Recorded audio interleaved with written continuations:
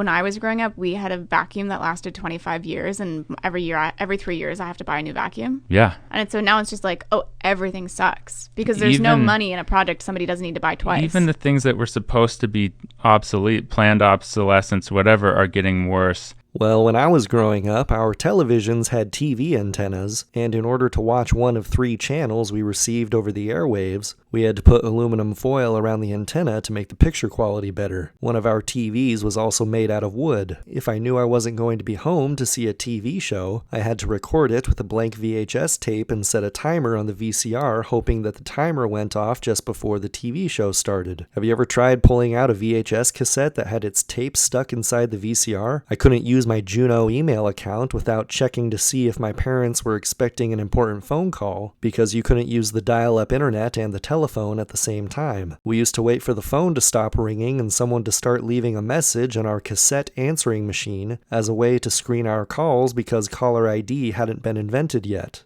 A terrible video game like Pilot Wings for the N64 cost around $60 in 1996 money, which is the equivalent of $120 today. I couldn't believe my eyes the first time I saw a 3D printer back in the early 2000s in a corporate art studio, but now the middle-class neighbors' kids down the street got one for Christmas. If I wanted to listen to music, I had to buy a CD for $27 in today's money, instead of just paying a $10 monthly fee to listen to any song and music video ever recorded. When I was a kid, I remember watching my siblings get out and push the car down the street in order to get it started. I also remember my vacuum cleaner growing up. It was a piece of crap that barely sucked up any dirt and it would smell like burning rubber. Yes, our material well-being is much better today than it was 20 or 30 years ago.